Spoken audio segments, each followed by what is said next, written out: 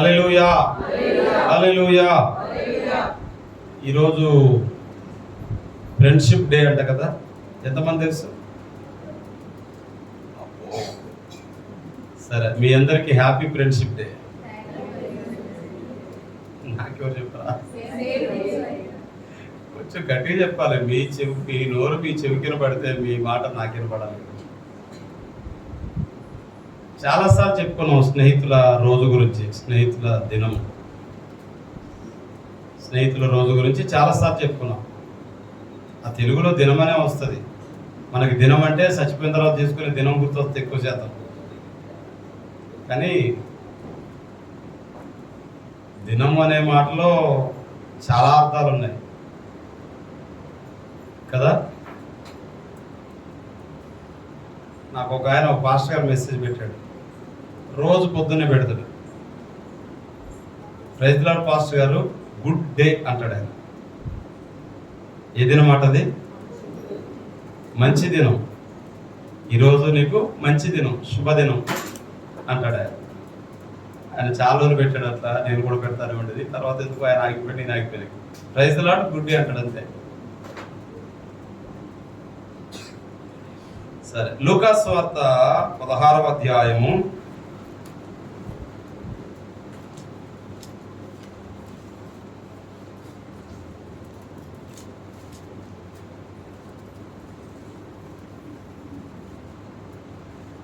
9వ వాక్య భాగం నుండి ఈరోజు మెసేజ్ ప్రారంభించాలనుకుంటున్నాను.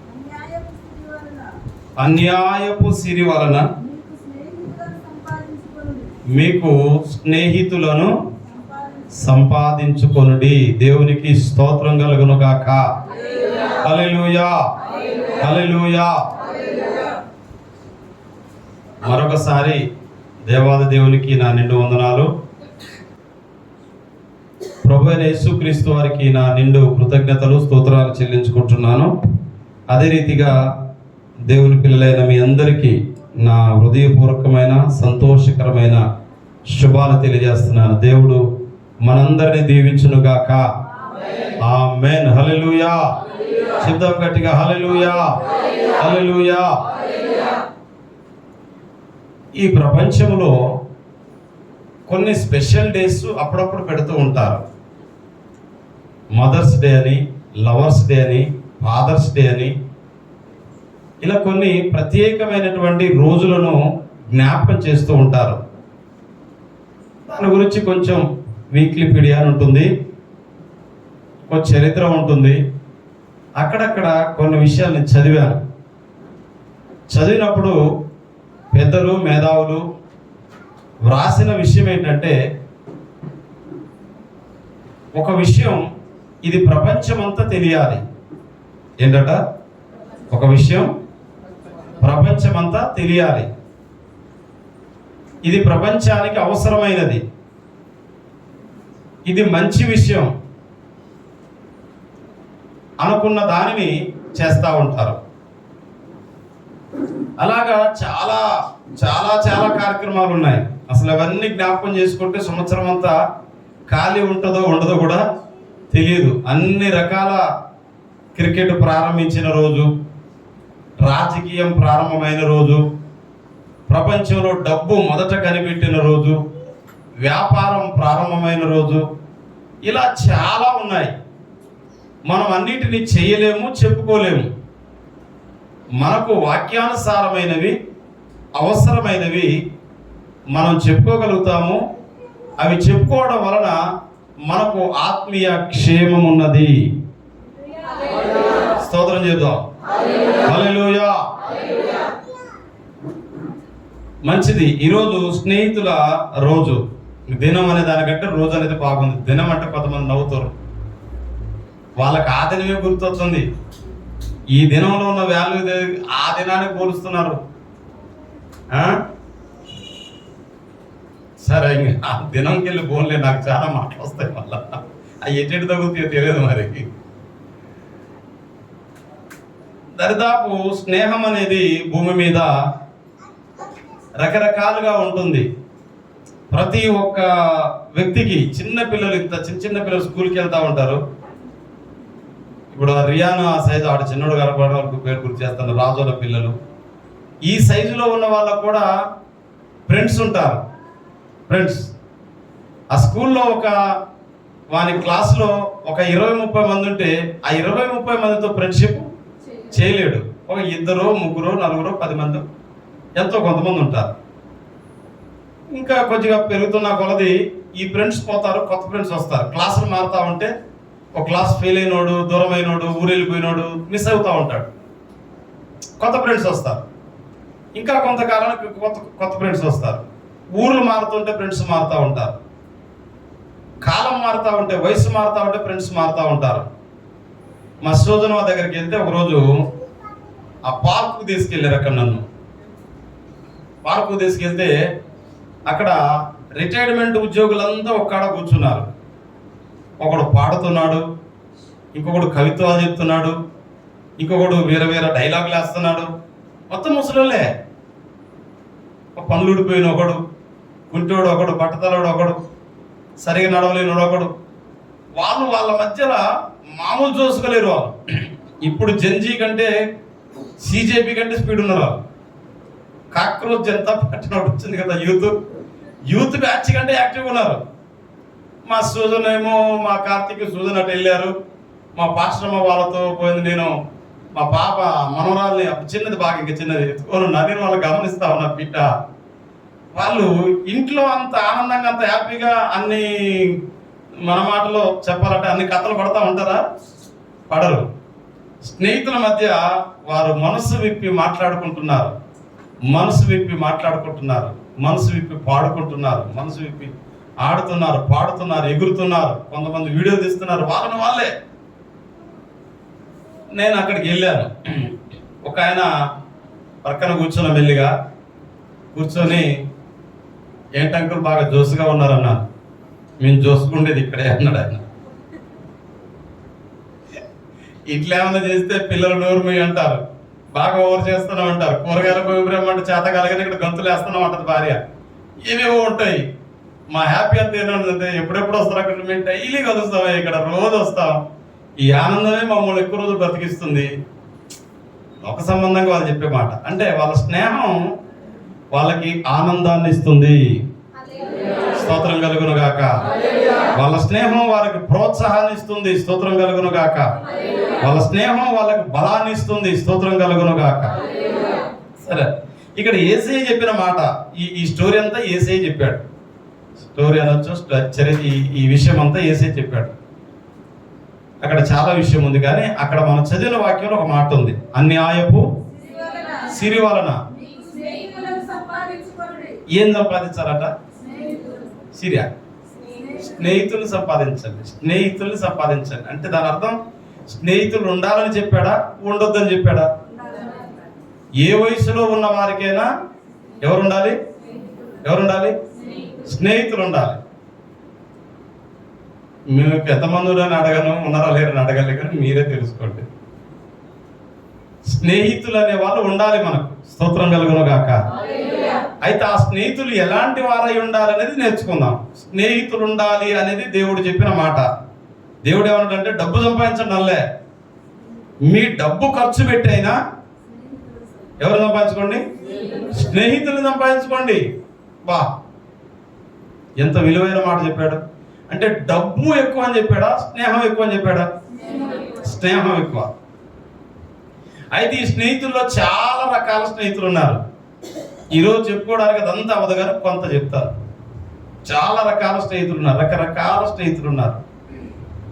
మీ స్నేహితులు ఎలాంటి వారో మీరు తెలుసుకోండి. నా స్నేహితులు ఎలాంటి వారో నేను తెలుసుకుంటాను. ఎలాంటి స్నేహితులు ఉండాలి?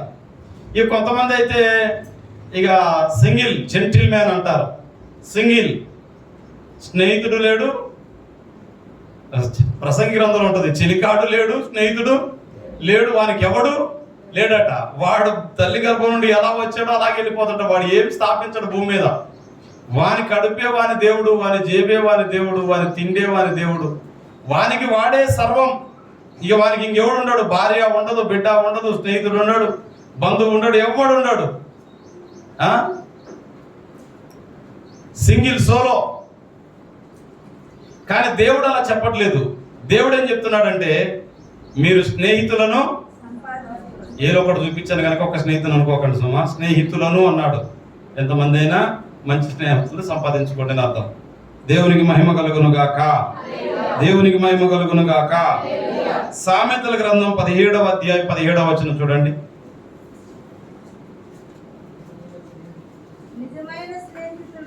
మంచి స్నేహితులు, నిజమైన స్నేహితులు అట. డూప్లికేట్ స్నేహితులు, నిజమైన అనే మాట వచ్చిందంటే డూప్లికేట్ స్నేహితులు కూడా ఉంటారు.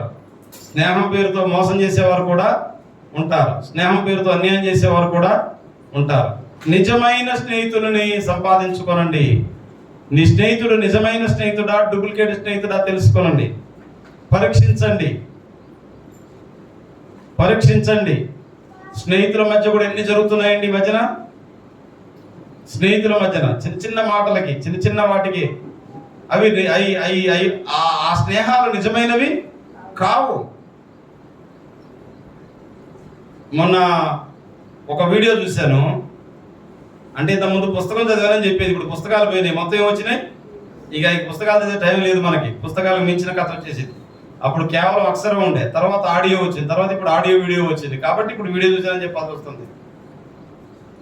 ఓ 4 స్నేహితులు మందు కొనుక్కున్నారు. దాంట్లో తినడానికి ఏదో స్టఫ్ అంటారు. ఆ స్టఫ్ సంగతి తెలియదు, మన సంగతి తెలియదు నాకు చిన్నప్పటి నుండి. ఆ స్టఫ్ ఏదో చికెన్ ఫ్రైలు అవి కొనుక్కున్నారు. లలితాపురం కాదులే కానీ అటువంటిది ఒక ఊరు దాటి ఊరు బయట ఉన్న చెరువు కట్ట మీదకి వెళ్ళారు. ఆ స్నేహితుల్లో ఒకడు తిండిపోతాడు ఉన్నాడట. ఈ 4 ఎవరమ్మా? తిండిపోతాడు. అందరికంటే ముందు ఎప్పుడు చూడు ఎన్నిసార్లు ముందు కొనుక్కొని పోయినా 4 ముక్కలు వీడే ఎక్కువ తింటున్నట. వీళ్ళకి రోజు రోజుకి దాని మీద వ్యతిరేకత పెరిగిపోయింది లోపల. ఈ ముగ్గురున్నప్పుడు మాట్లాడుకుంటున్నారు, రే పలానోడు బాగా తింటున్నారా, డబ్బులు అందరు సమానంగా వేస్తున్నాం, వాడు లక్షణ మింగి కూర్చుంటున్నాడు, మందంటే గ్లాసులో సమానంగా పోస్తున్నా కానీ ముక్కలు ఎక్కువ తింటున్నారా అని మందు ఫుల్గా వేశారు. వీడియో మటర్ జరిగింది కాబట్టి చెప్తున్నా. మందు ఫుల్గా వేశారు. ఈ ముగ్గురు కలిసి వాళ్ళ మందలు ఇచ్చారు, రే నీకు నీతి నిజాయితీ లేదారా, ఎన్నిసార్లు తింటావు ఇట్లా? స్నేహితుడు అంటే ప్రేమించాలి, పక్కనకి పెట్టాలి, కానీ మా ముగ్గురు సొమ్ము తినేస్తున్నావురా, ప్రతిసారి మా మీద ఒక 4 ముక్కలు ఎక్కువ తింటున్నావురా అంటే ఆ తిండిపోతాడు అసలు నిజం ఒప్పుకోవట్లే. ఏమని, నేను తిన్నానురా, మీరే తింటున్నారా, ఇంకా నేనే ఓర్చుకుంటున్నాను. మాట పెరిగింది, కొట్టుకోవడం స్టార్ట్ అయింది. వీళ్ళు ముగ్గురు ఒకటయ్యారు, వాడు ఒక్కడయ్యాడు. ఈ ముగ్గురు కలిసి అని చెప్పేశారు. వీడు ఇంటి నుండి బయటకు వెళ్ళేటప్పుడు అమ్మ పలానా ఫ్రెండ్ ఫోన్ చేశాడమ్మా, నేను వాడి దగ్గరికి వెళ్తున్నాను, ఇంటికాడ చెప్పిపోయాడు. ఇంకా రాలే ఫోన్ చేస్తే స్విచ్ ఆఫ్. ఈ ముగ్గురు స్విచ్ ఆఫ్ పరారు. ఈ తల్లికి డౌట్ వచ్చింది, ఏమయ్యా మరి వీళ్ళు గొడవ పడ్డారా, ఇంకేమైనా గొడవ పెట్టారా? అర్ధరాత్రి వెళ్ళి పోలీస్ స్టేషన్కి వెళ్ళారు తల్లిదండ్రి. నా కొడుకు బయటికి వెళ్ళాడు, ఇంకా రాలేదయ్యారు. ఆ పోలీసు వాళ్ళు ఫోన్ చేస్తే స్విచ్ ఆఫ్ వస్తుంది.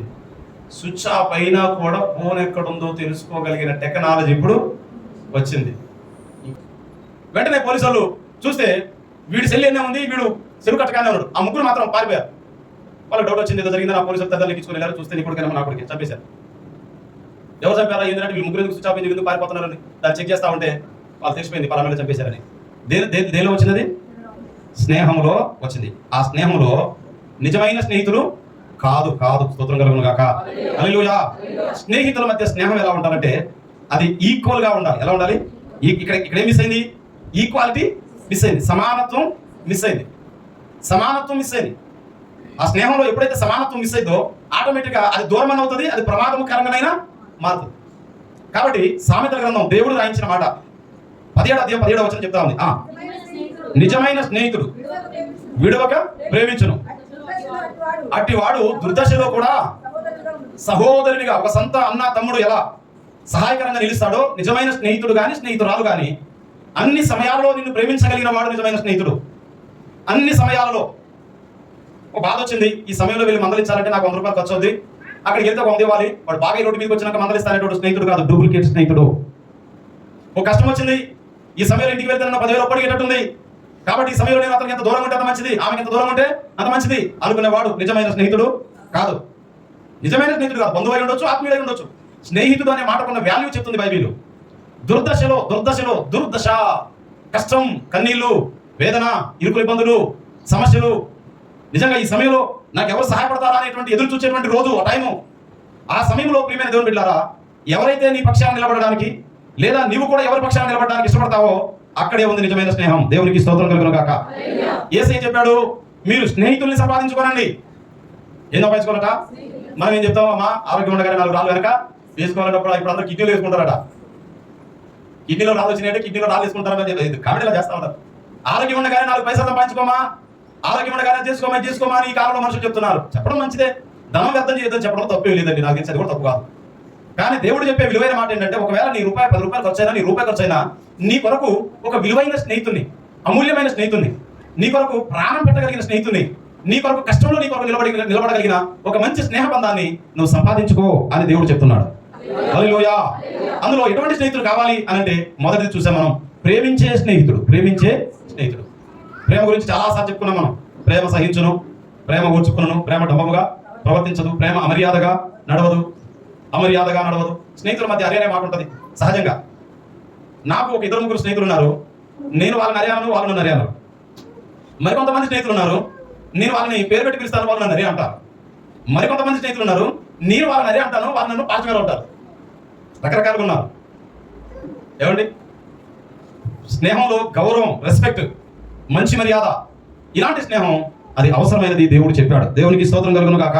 హల్లెలూయా, హల్లెలూయా. చూడండి, యోహాను సువార్త 15వ అధ్యాయం 13వ వచనం. యోహాను సువార్త